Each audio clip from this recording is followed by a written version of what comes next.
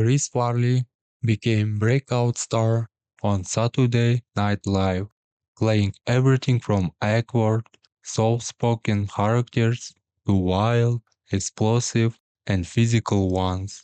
So a big screen debut was expected. The movie didn't just offer longer setups than sketch comedy.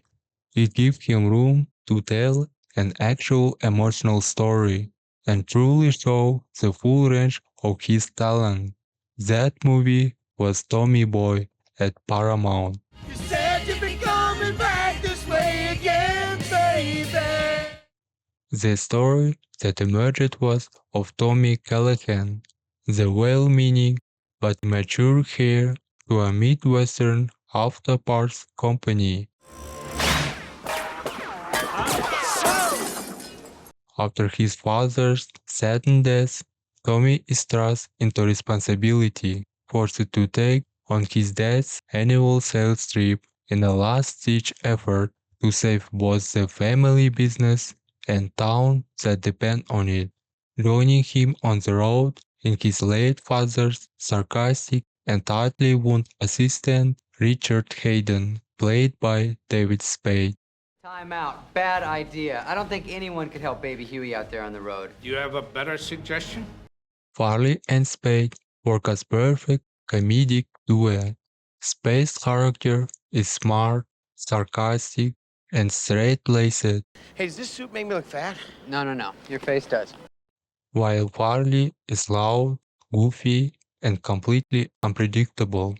They clash drive much of the humor, with Tommy's wild energy constantly bumping up against Richard's logic and wit. Help!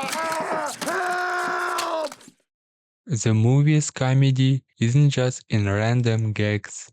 The sketches are built into the story, with plenty of nods to Farley's senile days. Please go away. Let me sleep for the love of God. Director Peter Siegel understood timing and gave Farley room to improvise, letting his chaotic style feel natural instead of forced. Farley's energy dominates the screen, but is grounded by the story around him, giving the laughs weight and purpose.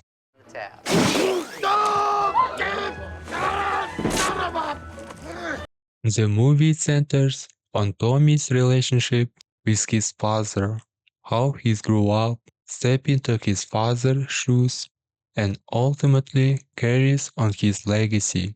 The story is split into a few clear parts. First, there is the youth I'm gonna graduate. and carefree play, where Farley leans into Tommy's childish side, whether he's goofing off at work. Aw, I've interrupted happy time. Then his father's death hits, becoming the catalyst that forces Tommy to rethink his priorities. From there, the movie becomes a journey of trial and error as he learns what responsibility actually looks like during a business road trip. My dad was smart. I'm not. Very true. And the final stretch is about something bigger, helping others, serving his community, and realizing that responsibility goes beyond just himself. Ever since I was a kid, you people have been like a family to me.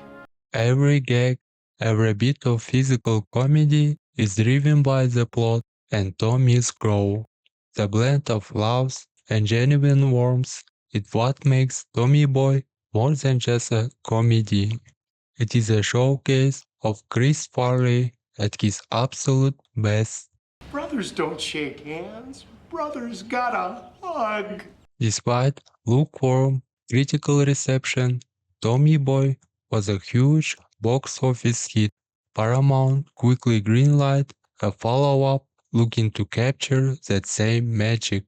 The core formula was reshaped and placed in new contexts, and that's how Black Sheep came to life. This time, instead of screw-up son of successful father, Chris played the screw-up brother of successful politician. David Spade was no longer uptight assistant, keeping him from ruining a sales trip. Now he was the uptight aide trying to help Chris not mess up gubernatorial campaign. This bozo. Under wraps until the election is over. Now. Despite the surface similarities to Tommy Boy, Black Sheep had different director, an entirely new set of producers, and you can feel it, the effortless chemistry between Farley and Spade that made the first movie click is mostly missing. A lot of the gags land with little to no impact. In Tommy Boy, the deer skin actually drives the plot forward and even pays off with the deer destroying the car. But in Black Sheep, a similar animal encounter with a bat goes nowhere. Moments happen, then vanish. Good night, Steve. Good night, Mike. And too often, Farley and Spade are separated into their own subplots, which completely dilutes the comedic spark the two of them are known for. Touch it. What? Touch it. Unlike Peter Siegel, who had given Farley freedom to improvise in Tommy Boy, the new director, Penelope Spheres, exercised much more control over the process. She was open to Farley's ideas, but Farley worried she didn't fully understand his sense of humor. The lack of clear direction left him uneasy, and it showed on screen. The sketches, which had been integrated in the story in the first movie, now often dragged on, slowing the plot and making the movie feel more chaotic and messy. Mr. Thundermaker here is going to start barking fire. The first Tommy Boy had a clear goal, saving the company. The sequel also has a goal, helping his brothers win the gubernatorial race, but Farley's and Spade's characters spend the entire movie simply goofing around outside the city. The gags are clunky, that narrative core is lost. If Tommy Boy had foundation, the sequel lacks it. The movie also leans more heavily into dramatic moments, occasionally tipping into dramedy territory. While they added some depth, the serious tone frequently undermined the humor, making the laugh feel uneven. But, Black Sheep was a much lower quality than previous one, and still did well at the box office. The producers, eager to capitalize on its success, offered Farley a ninja movie with a huge paycheck. Chris was hesitant because the script was terrible, and his managers very firmly against it, no matter the money. But his father convinced him not to pass it up, and in the end he agreed. Goodbye, everyone! Chris Farley plays a clumsy, lovable hero thrown into a wild martial arts adventure. He battles dangerous foes, performs outrageous stunts, and tumbles through non-stop pratfalls, this time rescuing beautiful woman from the villains. Farley even trained with martial art master to portray what the movie calls White Ninja. So are you a ninja? yes. Yes, I am. But you're white. Ah, you are observant. Unlike his first two movies, which had at least a hint of emotional depth, this one lacks a real story.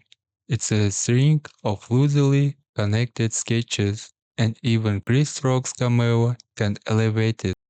Ninja? You're a ninja? Get out of here! You're a ninja! The tone is light and cartoonish, more like kids' comedy. Characters are over-the-top caricatures rather than real people, and the movie depends almost entirely on Farley's physical antics to carry it.